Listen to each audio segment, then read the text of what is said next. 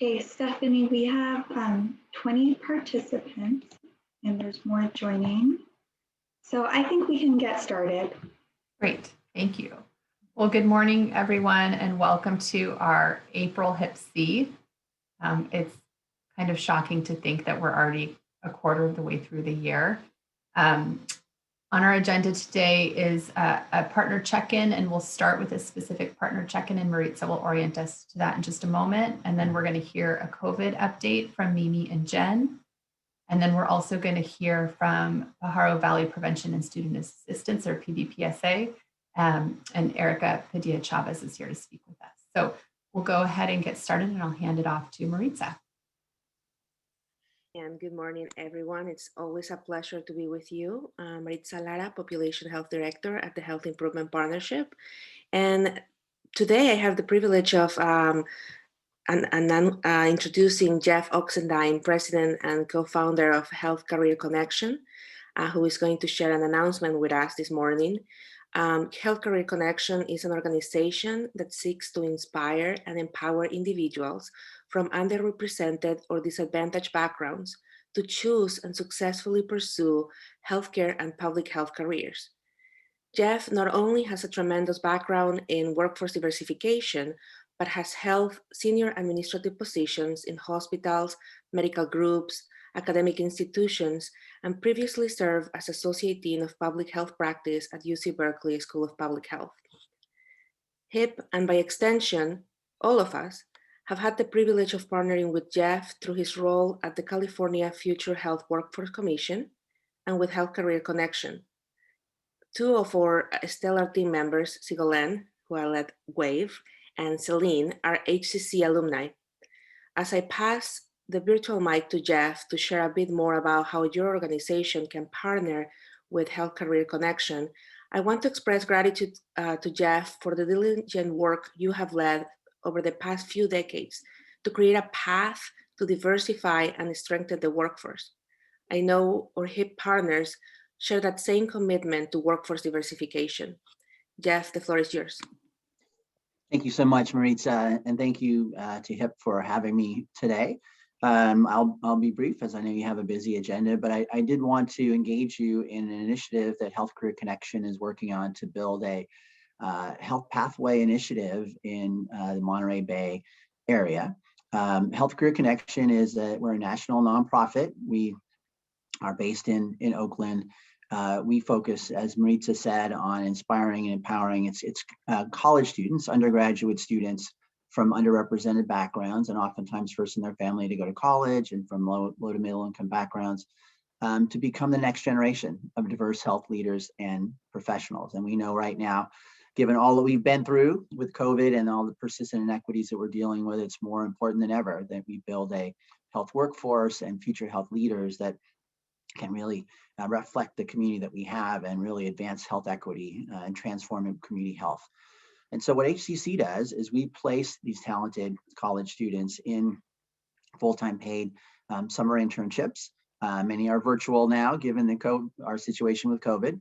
And we provide them with exposure, experience, mentorship, and networking to choose the right health career, and then to get jobs. 60 to 70% get hired by their host organizations, and then to go on to graduate schools in medicine and public health and business and others, and come back and serve the community. So we do this in 11 regions of the country, 4 regions in California. We cover the whole state, and then multiple regions in the East Coast, and now 2 Midwest regions this summer. And what we do when I say regions, we work with health employers and health profession schools and community colleges and economic development players in a region to recruit local students, to provide them with local placements and mentorship, to connect them to local jobs, and to have them come back and serve. And they're part of our National Health Career Connection program, which is, in addition to the internship placements, we provide comprehensive professional development, leadership development, career development curriculum in the summer, so people build skills, they find mentors, they get ready for that next step. We also have a virtual health equity scholars program that students who can't be placed in an organization work on community projects around health equity. So for example, last year we worked with Margaret Lapis and under one roof in Watsonville to be able to have a team of local students work with her to help advance that project. And then finally, we have 3,800 alumni. This is our 30th year of doing work with Health Career Connection. And we have 3,800 alumni who are public health leaders, who are health executives, who are physicians and psychologists and social workers and others. And we can connect them to your organizations because we're about empowering individuals in alumni, but we also are all about you meeting your talent, your equity, your diversity and inclusion goals. And so partnering with Health Career Connection is a very practical, tangible, immediate way to do something to provide opportunity to a young person from your community and then advance your goals. So what we're doing in the Monterey County area is we're putting together for Santa Cruz County, for Monterey County, and San Benito counties, a regional Health Career Connection program in partnership with CSU Monterey Bay and their Health Scholars program there, with Hartnell, with the Monterey Bay Economic Partnership, and still needing to have conversations with Cabrillo and with UC Santa Cruz, which we're talking to this afternoon.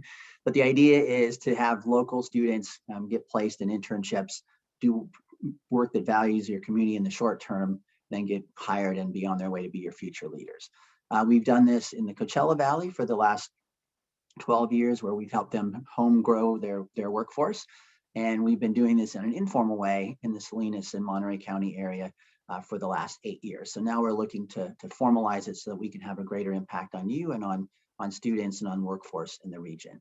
As Maritza said, we've had, HIP has had the benefits. Celine Ortega and Celine are part of our alumni group, and I'm going to introduce Jose Jimenez here, who's working with me on this project, who's also a local Health Career Connection alum, and he can describe briefly his experience, and then we can talk about how we can work with you. Jose. Hi, everyone. Thank you all for having us. My name is Jose Jimenez. I'm originally from Salinas, California. I went to Cal, and during that time, I actually did my HCC internship at Kaiser Permanente. And the type of experience that it gave me was, one, the skill set that I was going to go into the workforce having, as opposed to waiting till I got there to try to develop it. It opened up a network. It opened up doors that weren't necessarily there beforehand. And I think along with that, it gave me the confidence, and it gave a lot of the other students I was in that cohort with the confidence to look for another job coming out of it. I actually ended up going back to the department I was at Kaiser. So for the past 3 years I've been there, but because of HCC's impact on my life, on the life it's had on other alumni, I decided to go back. And I think one thing I'll add to what Jeff was saying was that folks that are trying to have an intern at their organization, it'd be supported by someone like myself. So I'm actually the program manager for the Monterey Bay, Santa Cruz County area.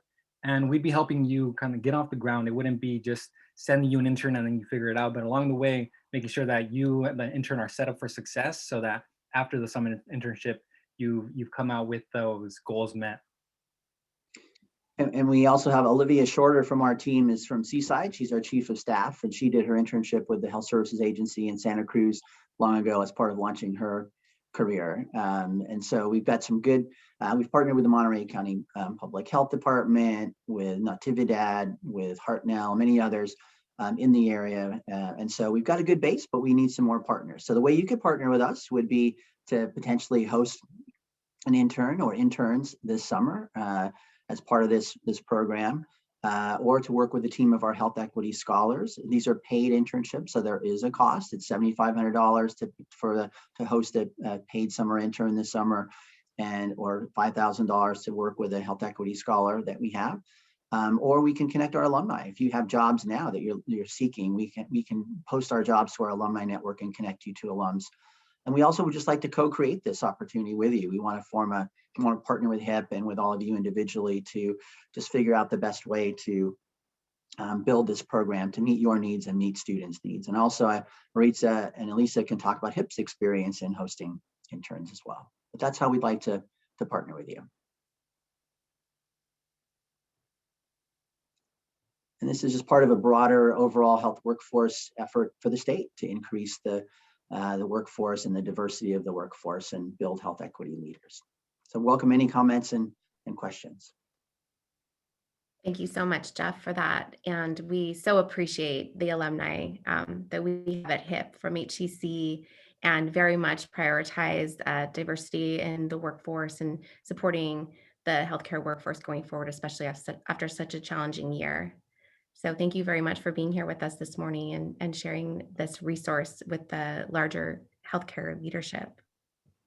Okay, we can send up some follow-up materials so folks want to contact us, and I'll put my email in the chat if for people who are interested. But thanks for the opportunity, and hope we can partner with you to build your future workforce.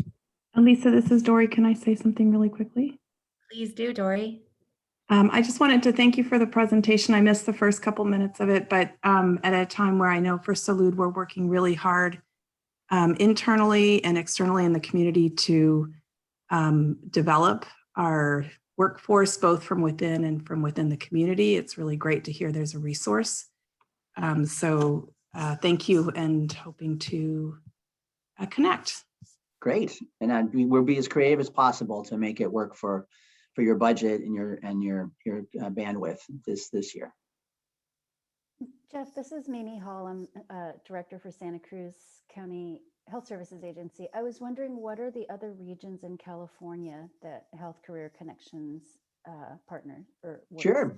So our other regions are, we have a basically Northern California. So this would be a sub-region of our Northern California regional program, which really extends from Sacramento down to Salinas. We have Central California. We've been in Central California. This is our 12th year there, which is basically the 7 counties in the Central California area. We are in Coachella Valley, as I mentioned, that we've been in for 12 years, and then the rest of Southern California. So those are our 4 Southern California. We have lots of interns in Los Angeles. We have a brand new partnership with LA Care Health Plan, who's funding many interns for us over the next 3 years. And we have in San Diego. So those are our other California regions. Thank you.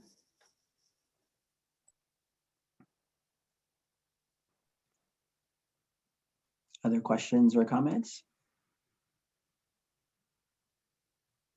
Okay, well, thank you all very much. And I look forward to partnering with you. Thank you for the presentation, and to Maritza and Elisa for bringing this forward. Much appreciated. And we now have 7 minutes if there are partner check-ins that people would like to share information. So just looking to the group to see if there's any partner check-ins for the morning.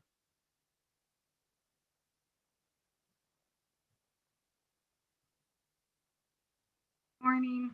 I only thought it would be best that I follow suit since I am an HCC alum, and Jeff, you know, I hold you very dear to my heart, and you've been a wonderful mentor, and I apologize for disappearing, but I'm here and happy to reconnect. So while other partners get warmed up, I would love to make an announcement and invite folks to the HIP forum. So if I can, I'm going to share my screen.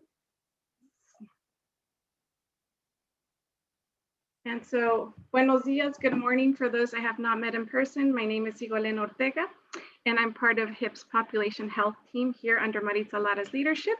This year, I have the fortune of leading the HIP team planning for our HIP annual community forum. And I know in the past, we are used to convening and celebrating in person, but due to COVID, both last year and again this year, we'll be doing this on a virtual platform. And we're really ecstatic to build on the momentum that Dr. Ayton in his talk that he provided last year about undoing man-made policies. And as he stated during his opening remarks, he believes a woman will lead us to undo the systemic policies of inequity. And to quote him, it's because women understand how health is connected to all other domains of our life. And I couldn't agree more. This year, we've invited an expert in patient advocacy, journalism, health equity, and community engagement, Isabel Duron. Ms. Duron is a pioneer, award-winning Latina journalist and cancer survivor. She is the president of the Latino Cancer Institute, a nonprofit community and research network dedicated to promoting education, services, research, and policy for Latinos nationwide around issues of cancer. And she will help us illuminate this year's theme, Juntos y Adelante, advancing equity during and post-COVID.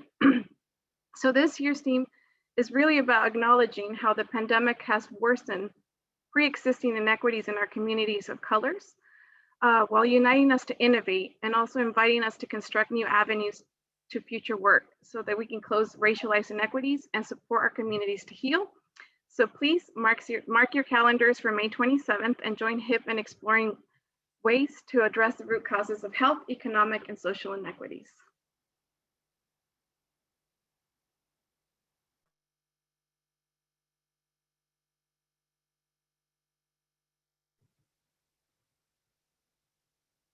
Okay, thank you for that, and thanks to the team for preparing what looks like is going to be a really engaging and important conversation to be having. I'm looking forward to it, and I'm glad that we're able to carry it forward even in these times. Are there additional partner announcements that we want to cover this morning? Did people get warmed up? This is Mimi. I do have an announcement. It's in follow-up to a communication that I think HIPC sent out on behalf of Chief of Public Health Jen Herrera regarding the California Can't Wait Coalition.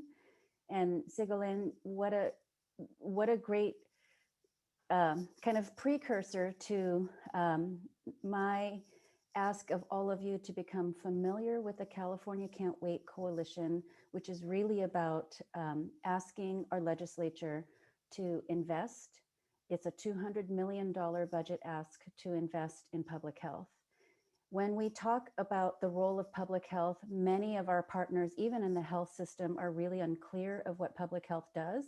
And it's far more than outreach, education, and immunizations. It really is the basic infrastructure of disease prevention. And it involves not only clinicians and nurses, but also epidemiologists and health educators and researchers. And this is National Public Health Week, and there's no better time than now, I believe, to raise and elevate the importance of public health. So I encourage you all to look up California Can't Wait. And I will say that the work of all of you is so important, and you're important partners to public health, but I look at public health as the basic utilities to achieve health. You can't achieve, it's the water, the sewer system, the electricity, the roads. You don't think about it, you use it every single day. And because of it, you're healthy, your children, your community are healthy. But we have been so disinvested in for the last 2 or 3 decades that every health department across the nation is struggling to meet the basic infrastructure that we need to keep all of our communities healthy. And at the core of public health is equity. And we will never be able to close the gaps in our racialized health and economic and social inequities without investing in the public health infrastructure that's going to collect the data and do the assessment and address public health interventions in those communities that need it the most. So that's my announcement and my ask for all of you this morning on Public Health Week is take a moment to check out the coalition and sign on if you can. Thank you, Mimi. So we are just about at time for partner check-ins. And so I'm going to suggest that we continue on with the agenda. And if we end up with time at the end of the meeting and there's additional announcements, perhaps we can revisit that. Looking to the group to make sure nobody had anything urgent that needed to be communicated this morning. And not seeing anything. And we will move to the next item. Sorry, I was just going to jump in really quickly, and I'll put it in the chat. This is Alex Threlfall, Chief of Psychiatry for Santa Cruz County. We have a process improvement event for our MAT program for opioid use disorder. We're working with health management partners or associates and the county and Jen Hastings to really just provide an update on the mapping of MAT services across the county and looking at gaps and opportunities to shore up some of our gaps in care and transitions of care and establish a more robust standard. We've done a lot of great work already. There's more work to be done, and just wanted to put that out there, and I'll put the link to registration in the chat. Great, thank you. Okay. So now we are going to move on, and Mimi and Jen are here to provide us with a COVID update. going to start out. It's good to be here with you all. For those of you who don't know me, my name is Jeff Herrera, the Chief of Public Health for the Health Services Agency in Santa Cruz County. And go to the next slide, please. Jen, I don't, Can you hear me okay? that sounds better. I don't know if others were. Okay. Okay, I will speak up. Thank you. So I am Jen Herrera. I'm the Chief of Public Health for Santa Cruz County's Public Health Division, which is one of the divisions in the Health Services Agency in the county. And I'm just going to start off with a few slides on National Public Health Week.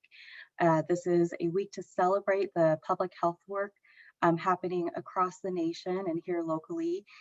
This year's theme is Building Bridges to Better Health. And traditionally, a public health week is during the first week of April. So it runs from April 5th through 11th this year. Next slide, please. During National Public Health Week, there are daily themes. So I encourage you all to kind of think about these themes and your effect as health professionals on the population-based topics. So today's theme is galvanizing climate justice. And I graphic on the health impacts of climate change on health, just for reference. And there's so much work being done around this topic, but we certainly know that climate change is a huge population concern moving forward. Other topics for this week include building COVID-19 resilience, uplifting mental health and wellness, and elevating the essential and health workforce. Next slide, please. But National Public Health Week is a time to celebrate not just the public health programs, but also public health as a concept. I included this visual here. I know that the type is kind of small, but it's an org chart. It might be slightly outdated of the county structure. And I highlighted where Health Services Agency sits. And when we think about something as big of a population issue as climate justice, that certainly goes beyond just Health Services Agency supporting that work. It includes multiple agencies within the county. And then I just put here, it includes working with the people who are affected by climate justice, other industries, CBOs, coalitions, other jurisdictions. The legal basis of public health in the US is rooted in the population's right to health, safety, and life. And so there's public health as a program which has public dollars invested because of the population's right to health, safety, and life. And as Mimi mentioned, public health is like the basic utilities to achieve health. It's the basic structure that residents in our local health jurisdiction have a right to. But the work of public health goes beyond just the public health division. The public health division is just one slice of the pie. The work of public health is something that we all do. The next slide, please. And so when we think about public health as a concept, we can refer to the 10 Essential Public Health Services Framework, which provides a framework for the essential services of public health programming to achieve health equity, towards that vision that everyone should have a fair and just opportunity to achieve optimal health and well-being. So in our public health division, we look at this wheel, and if you see the outer edges, it's really divided into 3 buckets: assessment, policy development, and assurance, which is just the scientific method. And that is something that we use this framework to think about our services and how we're serving the community. But broadly, this is how we look at population-based health and how we're doing public health services. Even this meeting right now, this is essential public health services, this convening health leaders to assure equity, health equity for our community. And I think about the presentation, the HIP Forum, that will be in May, and that is strengthening, supporting, and mobilizing community partnerships, create championing and implementing policies, plans, and laws. So again, I love that Mimi talked about public health as a program and the core services that we provide to the community. And in addition to that, what we do needs to be done in partnership with all of you and with the public. So next slide, please. And for this theme of building bridges to better health in the context of COVID-19, over this past year, there have been many bridges built, including, again, HIP Council. There's been a pediatric work group where we convene pediatricians and County Office of Education to think about school reopening. We've convened weekly COVID-19 inpatient work group with our hospital partners. At PVPSA, Erica Padilla-Chavez, she's going to speak after us, but they helped convene the South County COVID-19 support group, have done amazing work mobilizing our South County partners. And then there has been so much great work done around community vaccination pods or community vaccination clinics. And during the COVID-19 pandemic, I also want to acknowledge Dr. Newell and her role as our county health officer. She plays a very unique and special role for overseeing the health and safety of our residents, especially as it relates to disease control of communicable diseases. She's off, so she can't be here today, but I know that one of her values is the maintaining strong relationships and partnerships, knowing that the responsibility of health is a shared responsibility. And with that, I just want to again say happy National Public Health Week to all of you, our public health colleagues, and we couldn't have gone through this without you all. And next slide, please. And I will turn it over to Director Hall for our Santa Cruz County COVID-19 update. Thank you, Chief Herrera. And I completely support and echo Jen's comments. And I do want to, and it's true, all of these partners within the health and the community system are important in public health. And this community has shown it, especially in COVID-19. I'd like to call a special shout out to PVPSA. As all of you know, across the nation and in our state and in our own communities, we see the inequitable impacts of COVID, particularly in our South County and our Latinx communities. And very early on in the pandemic, PVPSA under Erica Padilla-Chavez's leadership called together those partners who were coming together for a different purpose, but still serving all of the community members who had already experienced health inequities in health and behavioral health, and brought them together to collectively figure out how they can serve their community and get information and outreach out to those communities most impacted. We would not have been able to reach our community the way that we have, be nimble enough to get information out, and then now as we roll out vaccinations, be as successful as we have been in meeting our equity goals. So I just wanted to give a big shout out to PVPSA, Erica in particular, all of the staff there, and all of the community partners that have been a part of that group and our entire effort as a community for more than the last year. So everyone, please give a big word of thanks, hand of thanks to this group and the leadership of PVPSA. Okay, so that being said, let's get into there are a lot of big updates in COVID-19. Mimi, can I interrupt you just for a second? I'm receiving messages that it's a little bit hard to hear. Is it possible to turn up your volume a bit? I don't know, but I'm going to do this. Is that better? That was better. Yes. Okay. Thank you. Okay. Excuse my hand by my face. So this, as we all know, this is a pandemic. It's a global issue that has infected, has also affected the entire globe. And what we have seen so far is that in terms of the global cases, the US continues to lead. The US also continues to lead the world in overall deaths due to COVID-19.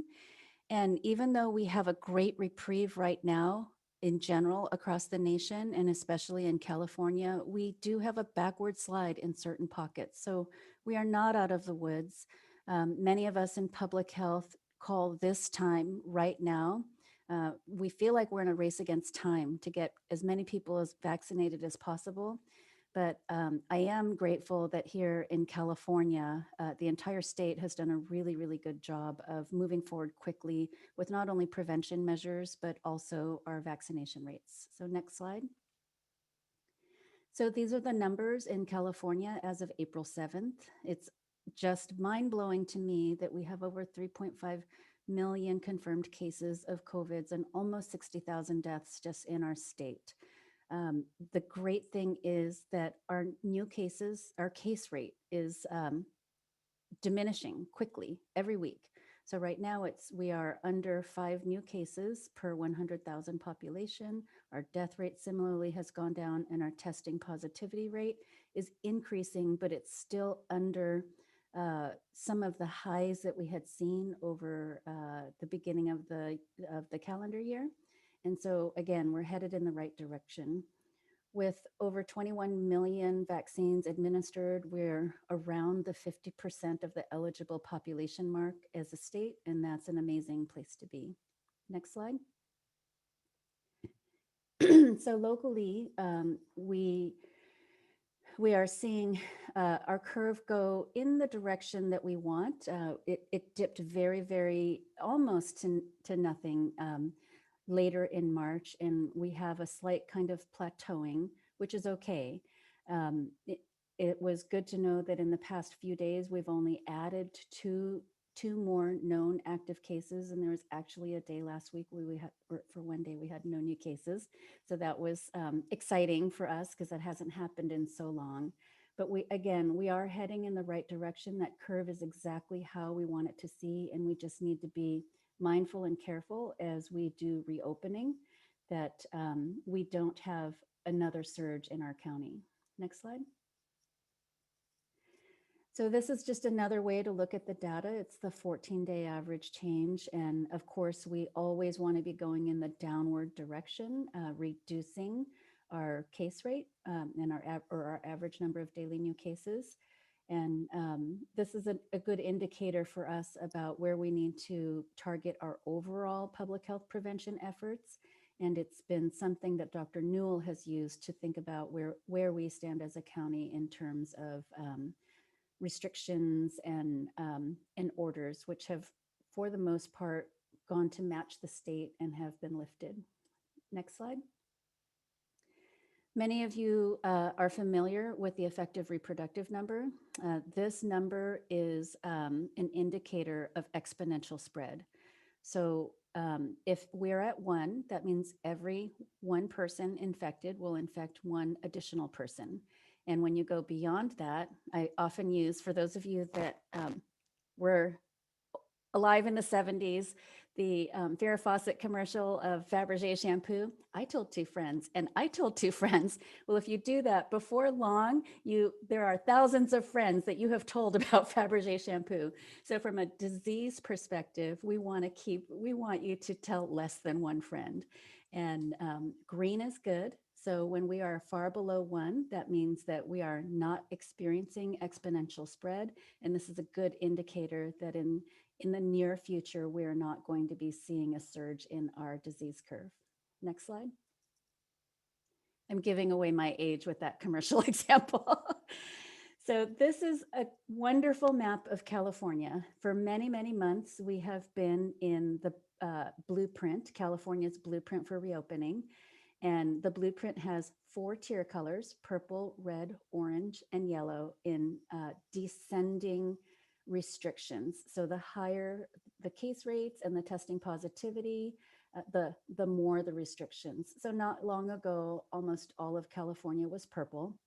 And actually, the California scrapped this whole blueprint over, I think it was December, January, when we had the very high surge across the nation, because our ICU rates, our ICU capacities were 0 or negative in many areas. And many of you will remember we went 6 or 8 weeks with 0 ICU capacity in Santa Cruz County, which was an extremely concerning time. So to see so many counties, yellow, orange, and red, and we expect this trend to continue, is just a huge relief for all of us. Next slide. These are Santa Cruz County's numbers, which are very, very good. Our adjusted case rate for our tier assignment is 3.4 per 100,000. Our 7-day testing positivity rate is only 1.1%. And when you look at our health equity quartile positivity rate, so the the lowest quartile of our HPI census tract, it's 1.9. And so that testing positivity gap between the entire county and our health equity quartile continues to close. Next slide. So the state tracks now, California has a statewide vaccine equity metric, and it's a little bit different than we do locally, but you may recall that the governor a few weeks ago had set a health equity goal. And there were two benchmarks, 2 million and 4 million vaccines into the HPI quartile 1 zip codes. And so the state looked at California as a whole and divided California into Healthy Places Index zip codes, which is different than census tracts. Now, Santa Cruz County does not have any HPI quartile 1 or lowest quartile HPI zip codes. We're fairly healthy, fairly wealthy county, even though we have our divisions. We do have many zip codes in quartile 2. So the point of dividing the state into these quartiles was to achieve equity. And so the governor had promised that once we reached 2 million in the HPI quartile, there would be a shift in the blueprint parameters, meaning the case rates and the testing positivity rates would ease up to move into the next tier. And this makes sense because as more people are vaccinated, especially in your most vulnerable communities, the more you can start having a little bit more activity because presumably the risk is reduced. And so California has reached the goal of 4 million in the HPI quartile 1 zip codes. I think that happened Tuesday evening or maybe Monday evening, but earlier this week. So next slide. And so the result of that is that now the ability to move through the tiers is a little bit easier.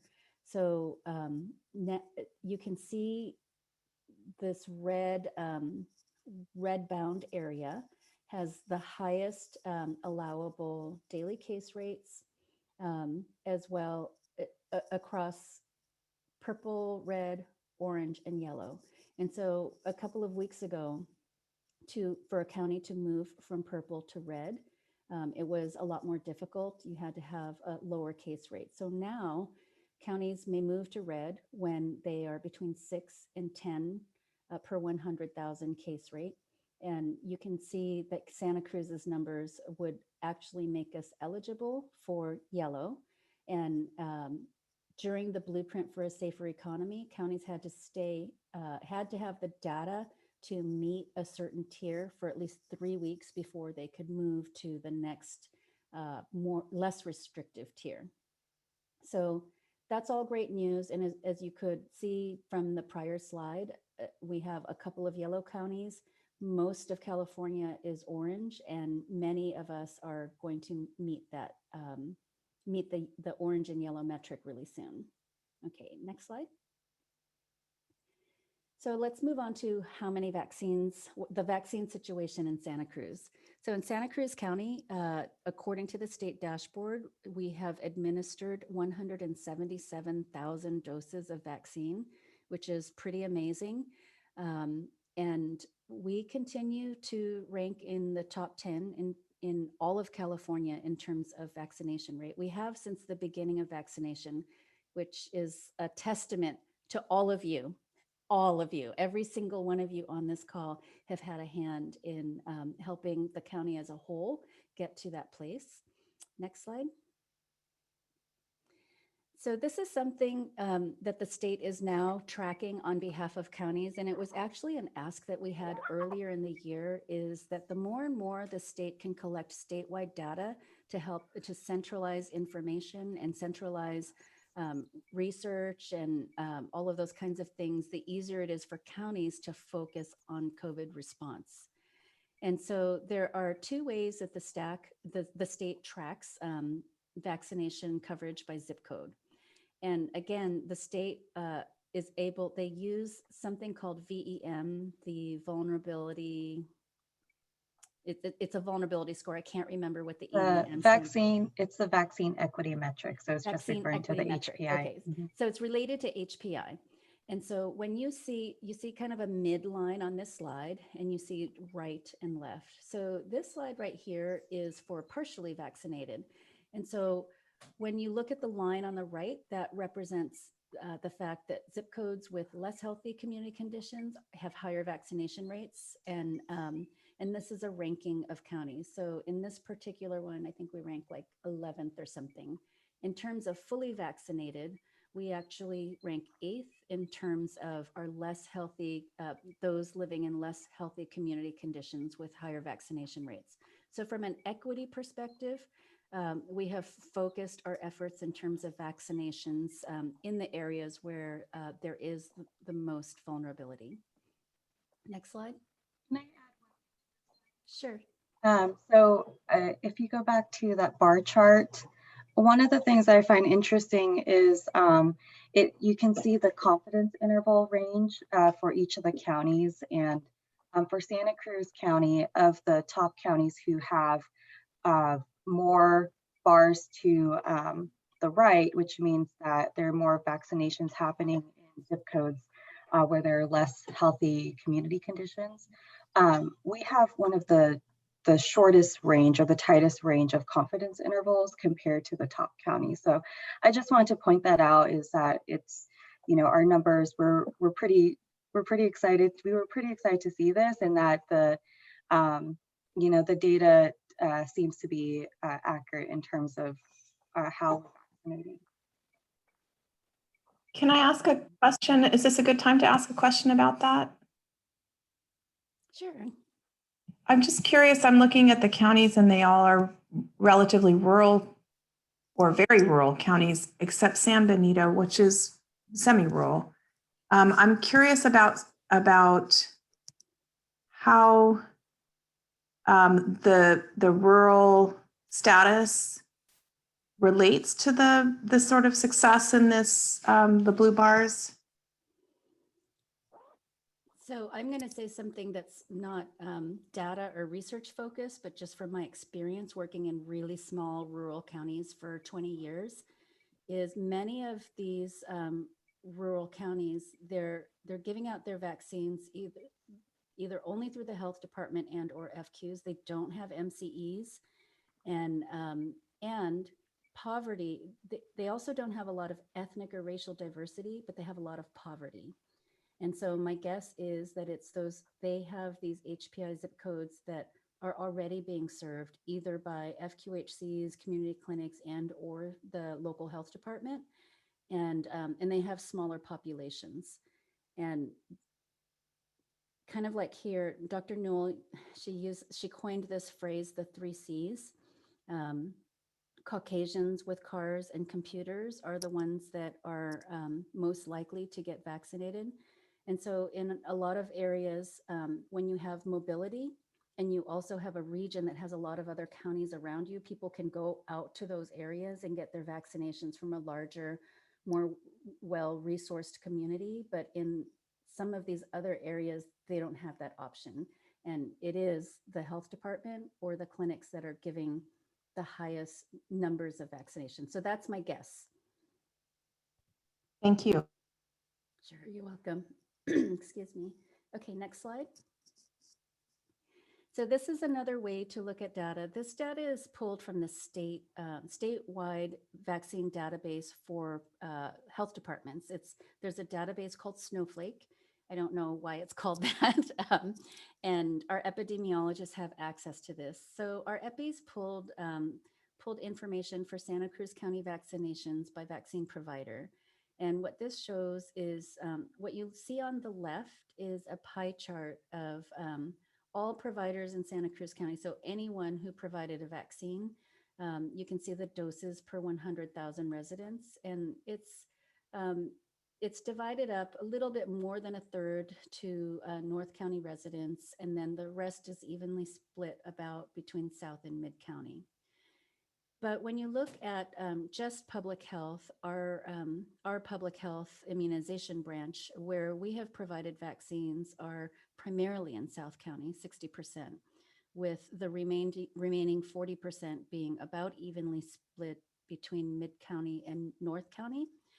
And what that tells us is that without our efforts being so highly focused on our lowest HPI census tracts and zip codes, we probably would not have the kind of overall distribution or proportion of vaccines going to South County residents, which is where we know we have had the highest rates of COVID cases and also the highest rates of COVID deaths. So it's just nice to see data. And one of the things that we do is when we have our regular vaccine huddles, and we have a vaccine huddle every day, and many of these huddles are used taking a look at what our next week's allocation is and how we're going to distribute that. And we've made a commitment to continually look at the data that comes through to see where vaccine, and it can be broken down in much more finer detail than this, but we have a commitment to use data to decide how we're distributing vaccine each week. Next slide. So currently, a lot of people are eligible for vaccination. Beginning April 1st, as many of you know, healthcare workers, long-term care residents and staff, as well as select occupations and individuals over 65 have been eligible for vaccination for some time. On April 1st, the state opened up eligibility to everybody over age 50. And next week, on April 15th, everyone over 16 is going to be eligible. So we've had a lot of conversations about how do we proportion or focus vaccine? And we know that regardless of everyone being eligible, we still have limited vaccine supply. We wish we had enough for everybody who wanted it. But if those of you still seeking vaccine, you know that that supply is still a problem. And the capacity to actually give out vaccine is also not keeping up with demand. So going forward, we will still continue as a health department to focus our efforts on our most vulnerable communities. And we know that our other health system partners are going to do the work of everybody else. Next slide. So our vaccine inventory, and this is total vaccine inventory since our first shipment on December 16th, is a little over 95,000 doses just to the local health jurisdiction. There are many other sources of vaccine that come through our multi-county entity health systems. And the good news is also that there's a federal program that's giving vaccine to federally qualified health centers, and Salud here, Salud para la Gente, has qualified. So they will be getting doses of vaccine soon as well. But for the health department, we have redistributed almost 84,000 doses of vaccine. Our current inventory is kind of high. It's almost 13,000. We're using about half of that to redistribute this week and another half next week. And there is always, one of the things that we track in our quality assurance is total vaccine waste. And so there has been some wastage, which is something that we try to avoid. But overall, that's a really good number in terms of having almost 100,000 doses of vaccine. So kudos to our staff and all of our partners who have been recipients of vaccine for redistribution. Next slide. So in terms of other vaccine updates, many of you know about MyTurn. MyTurn is still in transition. We were supposed to flip the switch. I think it was going to be effective March 29th or March 30th, something like that. But we knew as counties who were the last counties to come onto MyTurn that there was still going to be a few weeks of transition challenges. So coming April 9th, there is going to be a geofencing option to MyTurn. So right now, there's a little bit of a disincentive to some providers because if you sign up for MyTurn as a provider right now, you take anyone who comes. So folks who are signing up in Northern California or Southern California or wherever can come to any provider that's on MyTurn. So coming soon, we'll have the ability as providers to use the geofencing option to focus on folks in our communities, which will help with our equity efforts. Third-party EMR clinic, there's there's currently interfacing with Epic and Cerner. Our OptumServe vaccine site is going to expand its capacity to 420 appointments per day in early April. So that's another way that we can expand access to vaccines. And our public health division is going to continue the weekly fairgrounds mass vaccination drive-throughs every Wednesday in April, and continue working with community partners to focus on South County outreach. One of the things that we have been working on is talking with Salud para la Gente about how they can best use our infrastructure that's already set up at the fairgrounds to expend their federal vaccine allocation, which is considerable and is really going to continue to serve the needs of our South County and other populations. Next slide. As a reminder, there is an updated travel advisory. The CDC on April 1st put out guidance that domestic travel is allowable, and those for fully vaccinated people who do domestic travel, you don't have to test and you don't have to quarantine. So the next day, April 2nd, CDPH California updated our statewide travel advisory. We have diminished demand at our testing sites, which makes sense because presumably we have less disease around. And so we are going to wind down one lane. So at each of our COVID testing site locations. So one lane is between 130 and 165 tests per day. I talked a little bit about our Blue Shield third-party administrator transition. I guess it's My Turn is connected to that. And we're still working out the kinks in the Blue Shield TPA transition. And one of the issues that we're seeing is that as everyone is encouraged to use My Turn, which is great. And the whole reason to get everyone on My Turn is to help the state with data. We don't have a single or centralized platform, or we didn't previously. So My Turn is going to help with that. But we also have federal vaccine supplies. And we know that folks receiving the federal vaccine supplies, whether it's the pharmacies, there are federal retail pharmacy partnerships or our FQs that they don't have to use My Turn, and many are not. So we're just encouraging folks to find ways to help with the data, make sure that folks use the California Immunization Registry, because all of these things kind of impact how California is keeping tabs on and assessing and collecting the data in terms of vaccinations. So the other thing is, I think many of you know that counties all across the nation received public health epidemiology and laboratory capacity expansion grants. That's a mouthful.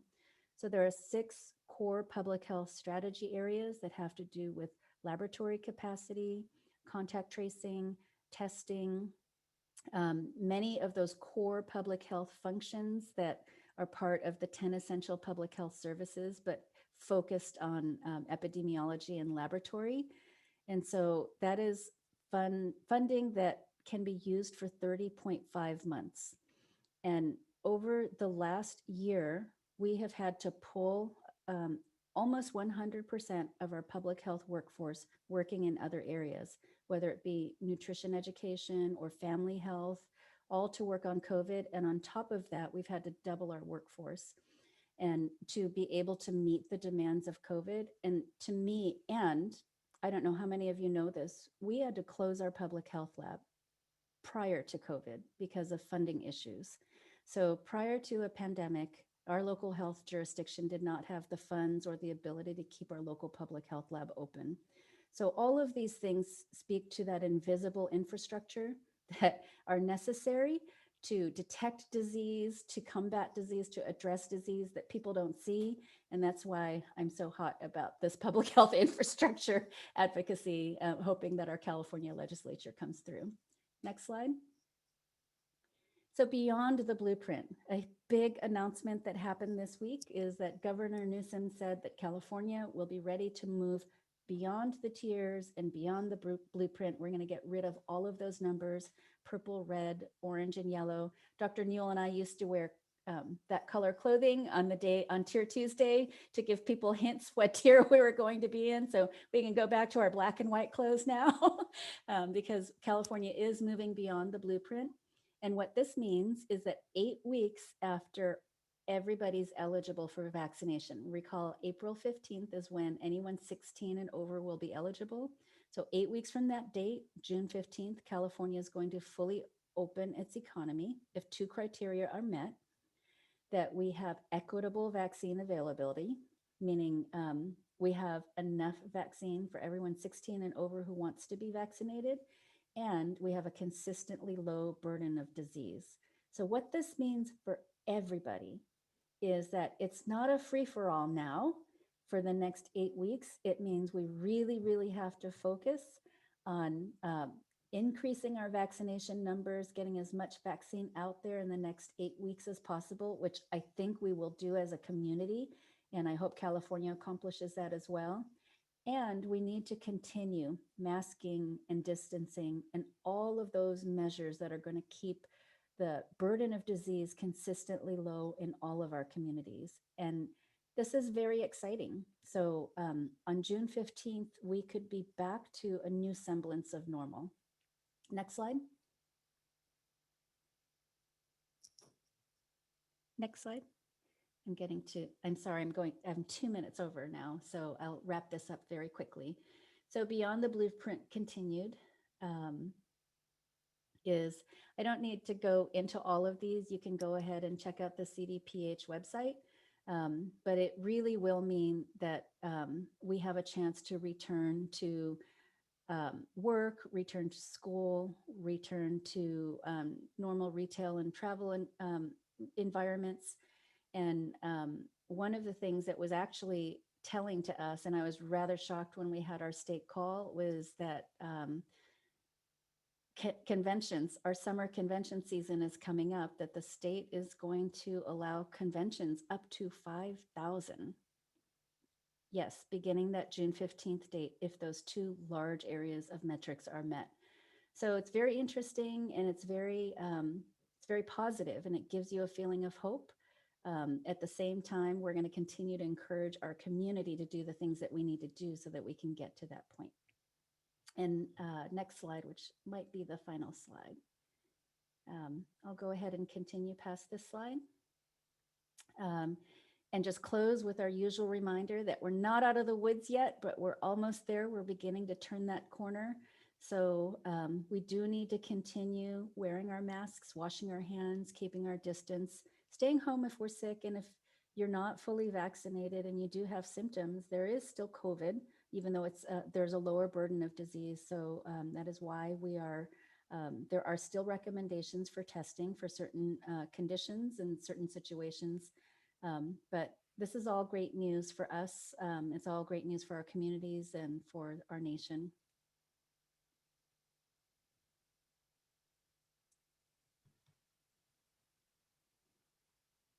Thank you, Mimi, for that encouraging presentation. We really appreciate it. And I know Stephanie was going to move us along and had included in the chat that if you have any questions, go ahead and plug them into the chat and we can follow up in our email follow-up from HIPC, or also our public health team. If you want to respond in the chat, you can also do that if it's efficient. Okay, so moving on in our agenda. Good morning, everyone. Elisa Arona, Executive Director of the Health Improvement Partnership. It's my privilege and honor to welcome Erica Padilla Chavez to HIPC today as a new participant in our HIP Council, as well as a presenter. Erica is the CEO of the Pajaro Valley Prevention and Student Assistance Organization here in Santa Cruz County, and she's already received many kudos already this morning. Erica is a Watsonville native, an equity advocate, and a respected leader in our community. And so we're pleased, so pleased, Erica, to have you here today. I'll let you take it away. Thank you, Elisa, and thank you for having me this morning. And thank you, Mimi, for the shout out. And to many of you, it feels as though we've you know, we've been working together for this past year, and it's wonderful to be able to take a step back and give you all an overview of PVPSA. So I've prepared a brief presentation to give you a high-level overview of PVPSA. And kudos to Mimi for saying that right. I often hear people stumble, is it PV? And then they get stuck, right? So kudos to you, Mimi. Next slide, please. Hi, Erica, would you like to share your slides? I can share them for you. Well, I see them posted here, and I don't know, it's not me. So you can go ahead and screen for me, that'll be fine. Okay, you just give me a second, then I'll pull them up. I just had that one slide, so give me a second. Then I can do it, Anais. Just let me share my screen. Okay, thank you.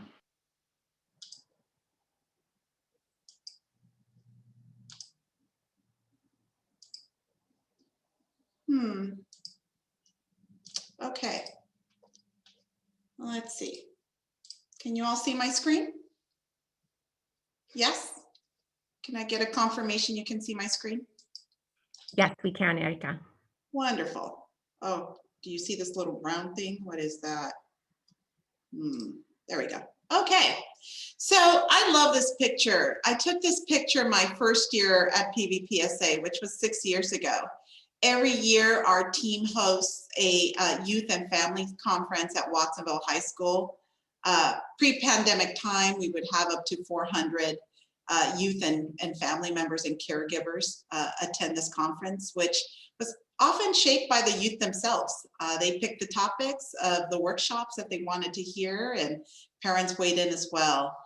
So I really love this picture because I think it captures the spirit of PVPSA and what we do and our committed staff. So our mission is to improve the quality of life of children, youth, and families by providing mental health, substance use, and prevention services. We advocate for public policies that protect and advance the health and well-being of the community.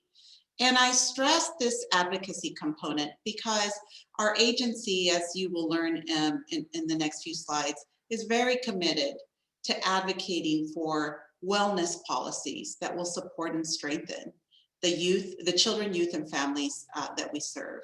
We have a motto here at PVPSA, and our motto is that together we change lives. So we were founded in 1989. We were actually originally designed to be a dedicated nonprofit to the Pajaro Valley Unified School District. So from its very inception, PVPSA has been student focused, which is why the student assistance is a part of our name. Our early work as an organization was focused on gang intervention and substance use. The color purple is intentional. For those of you who may be educated around our local gangs, there's two predominant colors of the opposing gangs, red and blue. Red and blue make purple.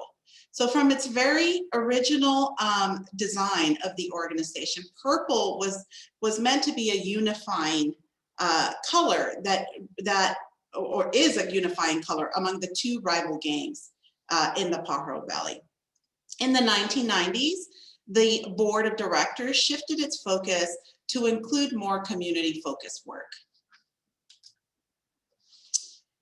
And I'm very happy to be working for an organization that from its very beginning was designed to adhere to the socio-ecological model. For Jen and Mimi and others in public health, you may know that the socio-ecological model really embraces this notion that a person's well-being, mental and healthcare, or health-wise, is all interconnected to the outer layers of interpersonal, organizational, community, and the policy makeup of the neighborhoods and communities we live in. So our services are designed, in fact, to meet the various layers that impacts a person's well-being. So as I share with you what the services that we provide, I'm intentional in highlighting where the services fit in these concentric circles that wrap around the individual. So clearly our individual and interpersonal services that we provide are in behavioral health. So we offer outpatient mental health and substance use service. We do offer substance use service for children and youth who meet the ASAM 1.0 criteria. We do provide both services at school and community settings. And we also are very proud to have a very robust pediatric mental health program. So we have trained, qualified therapists and supervisors, clinical supervisors, who are trained specifically to work with our youngest children in our community. We also have a unit that is responsible for providing restorative justice services for justice-involved youth. I'm very proud to have a strong partnership with the local Watsonville Police Department, where youth who are caught with the first nonviolent misdemeanor, instead of being referred to probation, are referred to PVPSA. Later on, you'll hear a little bit of statistics as to the outcome of that program. But we also do work with youth that do touch our local probation or local juvenile justice system.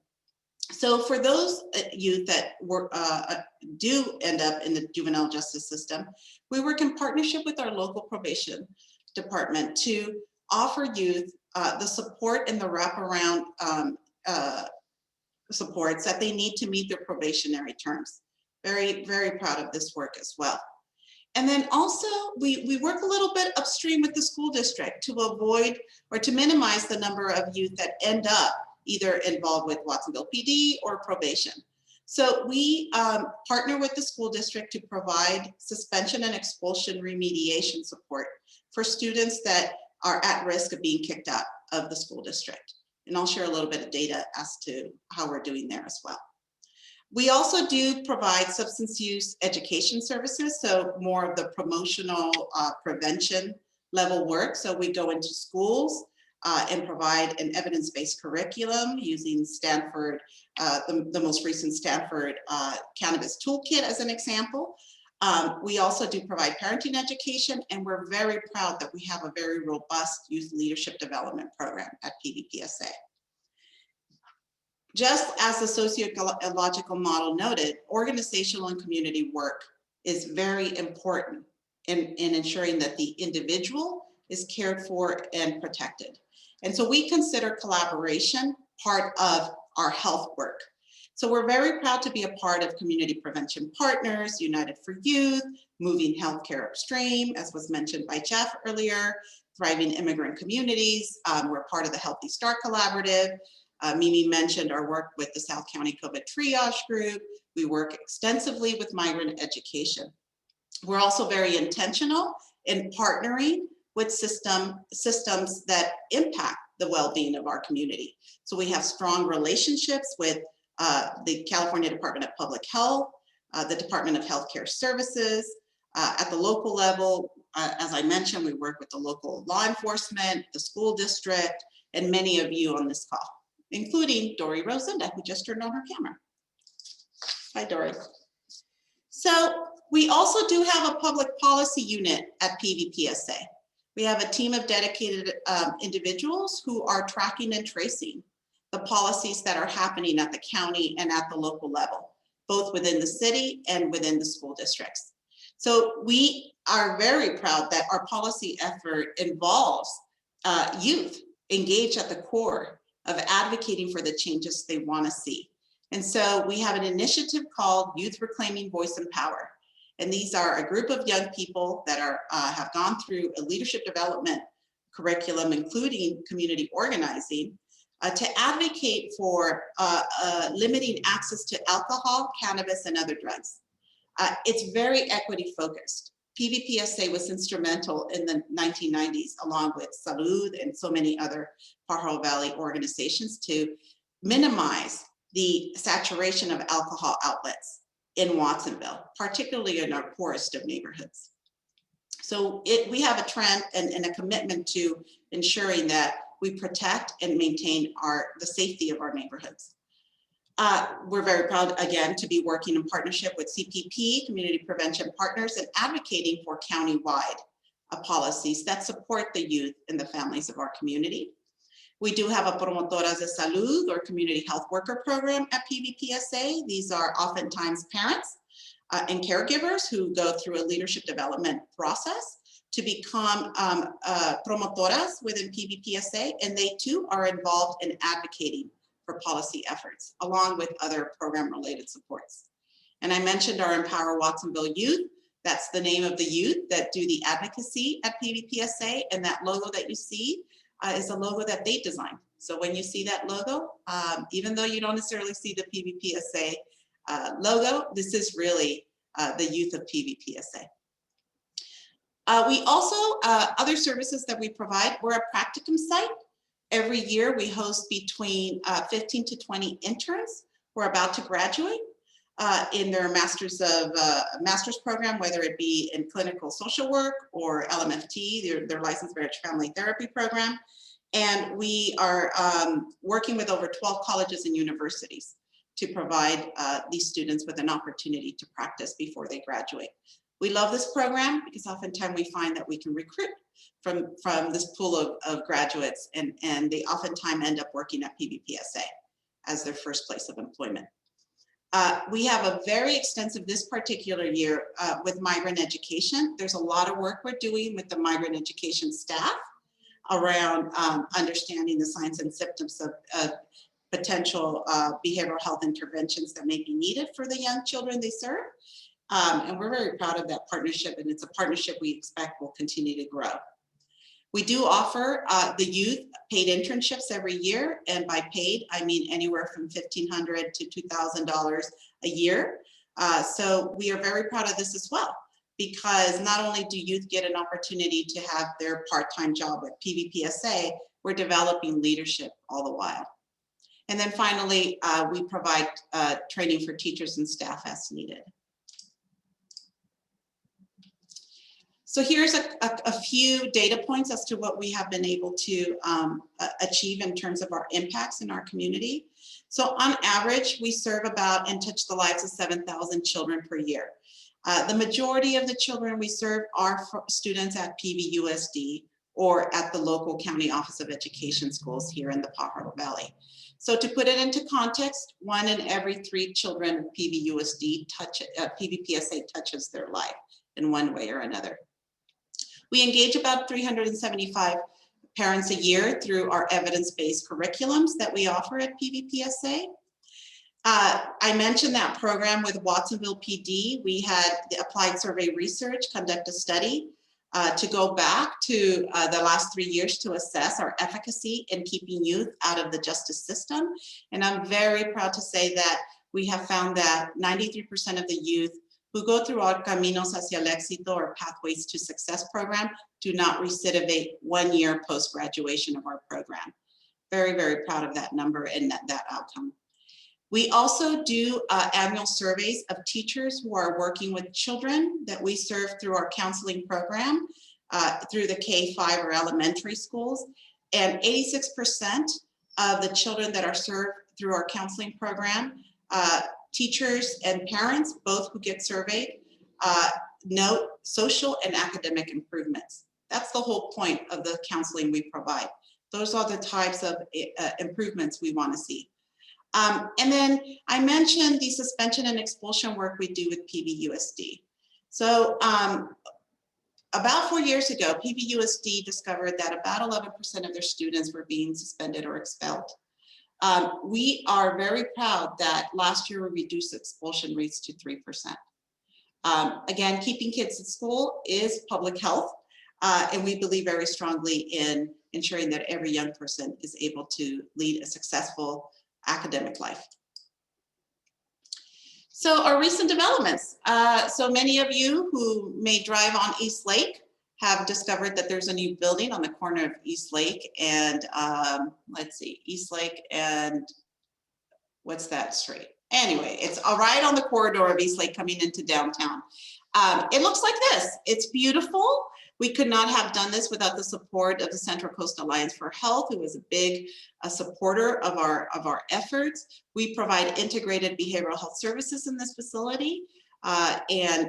This facility opened up in February, And then the pandemic hit last year, and we had to modify the internal use of this facility to be able to continue to provide services for the community that needs the face-to-face care. So I'm proud to say that PVPSA has been providing face-to-face care since the pandemic struck. We serve about 200 to 250 children a week in this facility. So it's been a wonderful asset, and it's allowed for us to continue to provide care for the children, youth, and families we serve.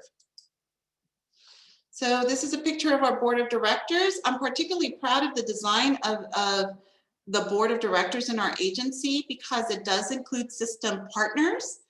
So as you will note, we have the superintendent of schools, we've got the chief of police, we've got county office of ed, we've got community and business leaders that are involved in the governance of our organization. We've got 3 locations. Some people say we're claiming East Lake because all 3 facilities of ours in Watsonville are on East Lake Avenue. So when you come on down and drive through East Lake, take a look at the 3 facilities that we have in this particular street. It makes for a great walk to and from the different facilities for me.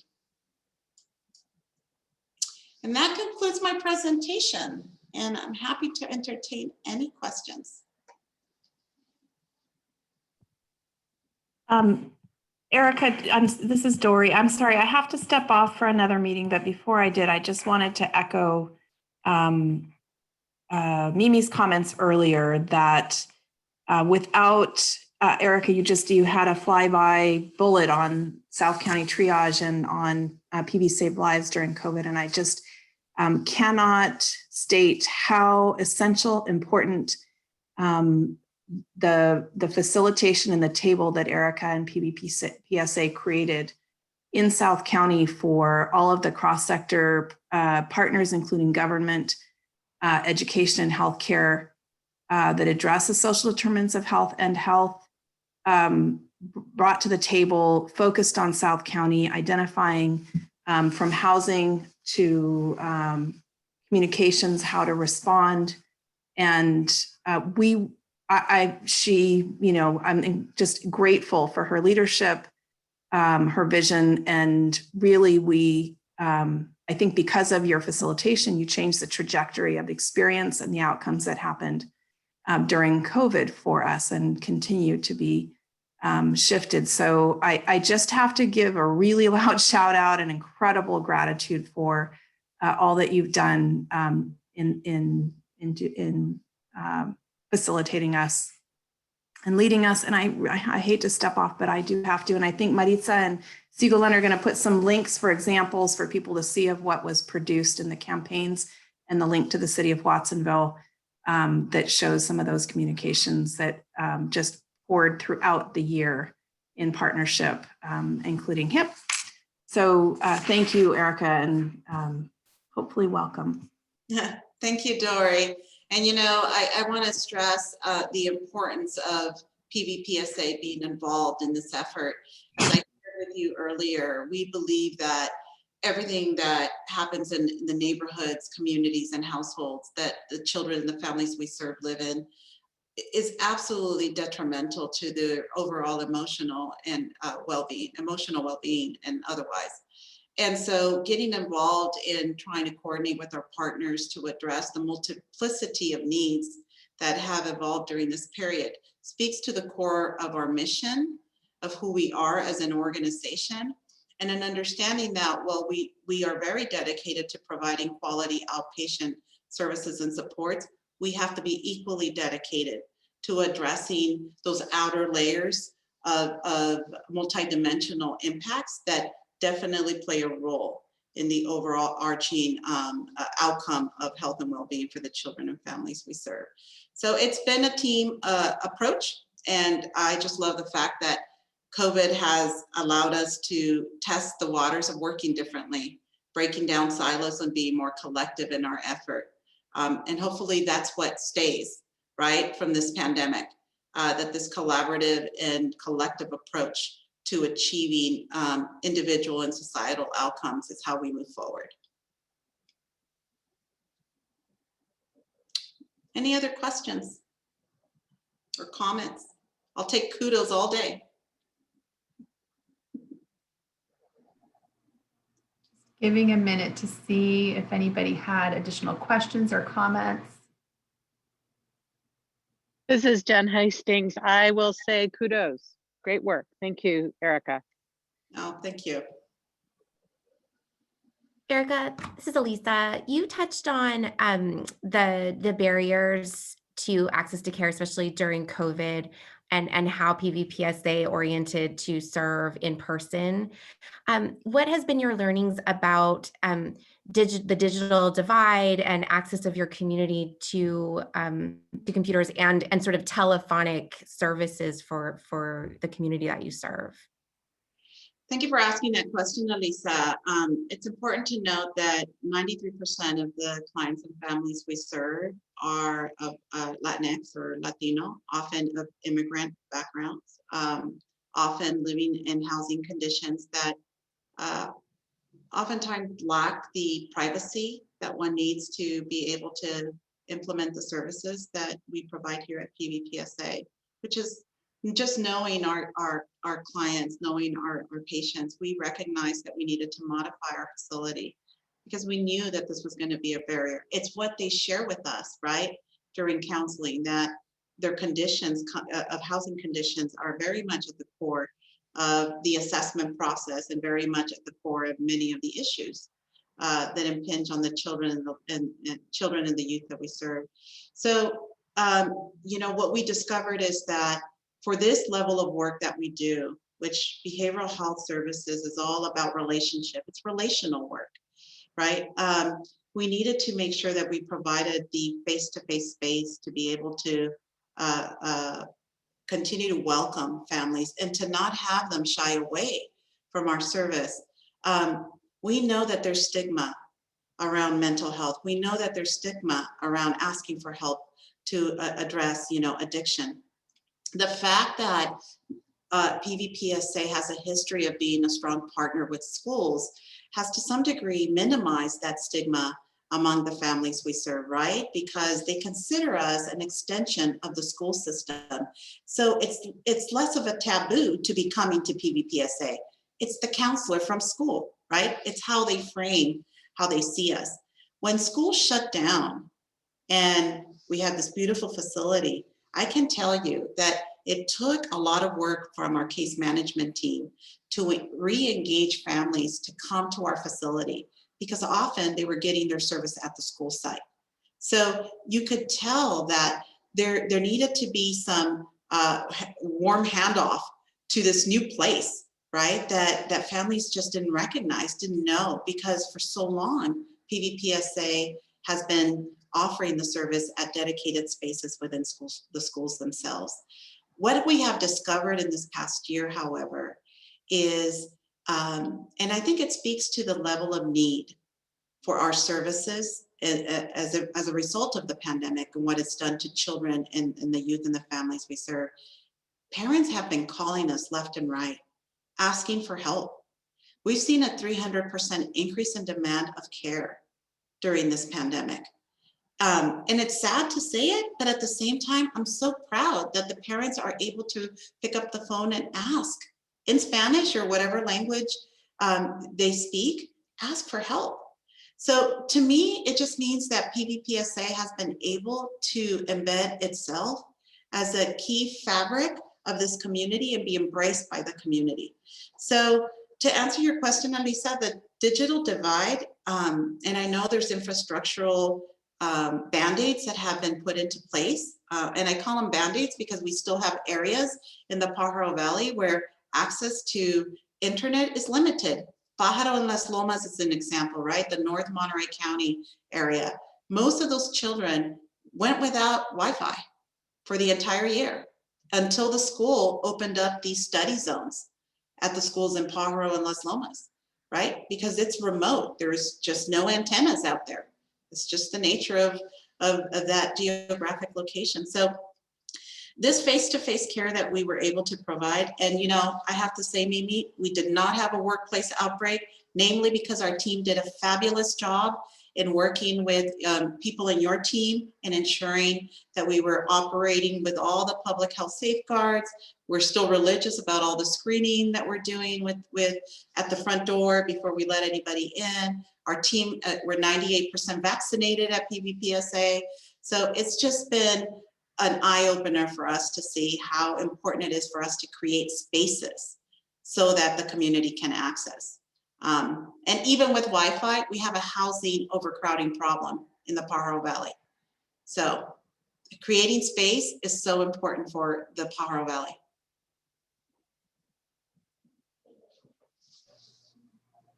Thank you, Erika, for all you do. Thank you. So just checking to see if there's any final questions or comments. We have about 4 minutes left in our agenda today, and I can see that some people are hopping off to get to their next meetings.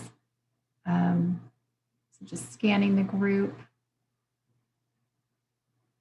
Okay, well, I'll just echo the comments of everyone else. Thank you both for all of the services that you provide in the community and the work that you do to connect the silos that people have to engage in to promote their own health and wellness, and helping parents do that for their kids.